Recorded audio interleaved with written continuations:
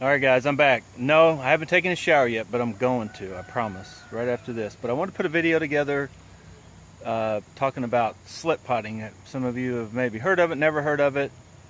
I want to discuss that real quick, and I'll show you on a few trees here that I've got from Plant City Bonsai. That's what I'm going to do with as many of those as I can. If I have pots that I can do the slip potting, I'm going to do that, and it'll help out until I go to...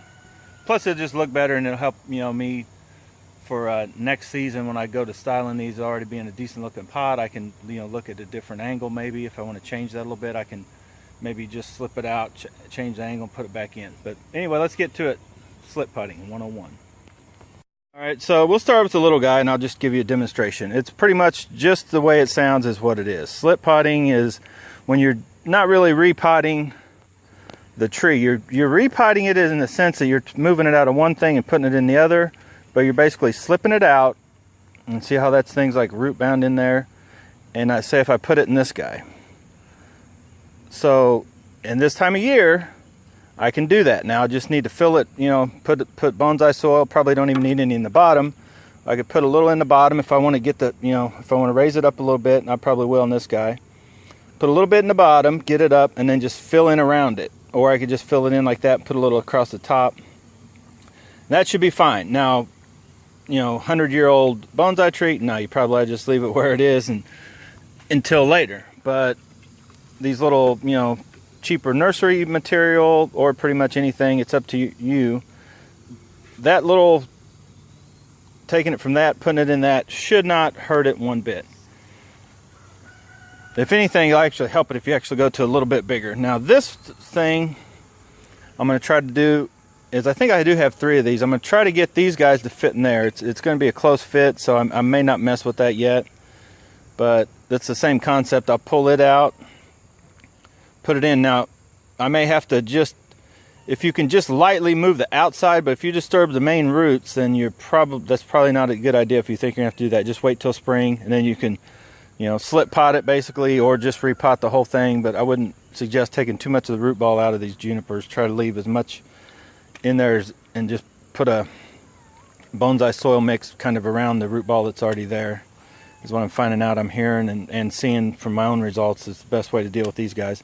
But so I've got a few pots like that, and then on these little guys, now one of these is Rob's, but this one I think is going to be mine. I'm pretty sure I can get it to fit in this. If not, I do have a pot that's the same size around, just a little bit deeper. I could get it maybe into this year, just by slip potting it, because they look like they're almost identical sizes. Just to get away from this old funky plastic thing, get into something that to me looks better.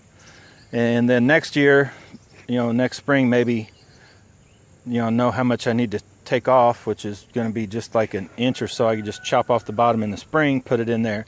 I could possibly get by with doing that now, but I definitely don't want to. This is a cool specimen. I don't want to put it in any kind of danger, which I'm sure Rob would be like, just leave it in that till spring and do whatever. But I'm going to probably slide it out and just see if it'll fit right in this guy. Possibly this one. The one that actually I think Rob's going to get is actually in a smaller pot, would probably slide right into one of these. But anyway, that's the idea of the whole slip potting.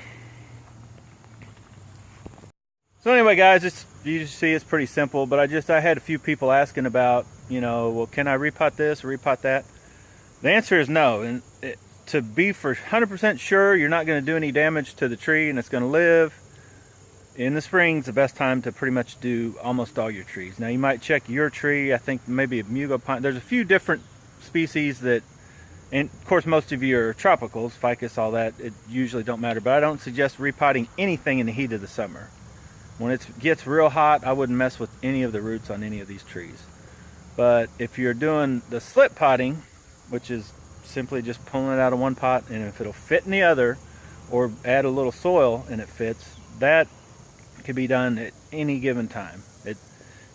You're not really, if anything, you're helping. There's no hindrance to the roots.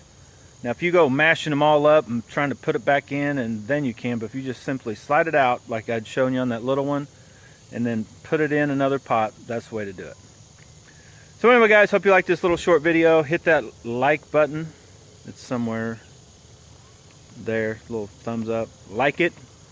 Hit their subscribe button. I think it's over there. Subscribe to this channel if you haven't. I shouldn't have to tell you guys.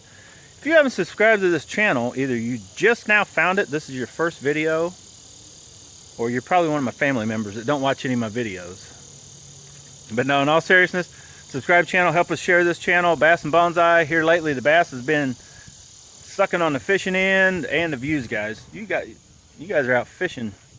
Why are you out fishing in the heat? You should be watching Bass and Bonsai videos. Go get you a bonsai tree. It's too hot to fish.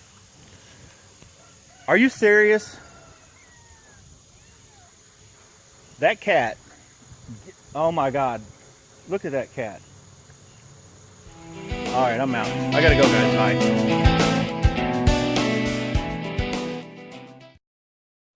I love you, baby, and I miss you a whole bunch.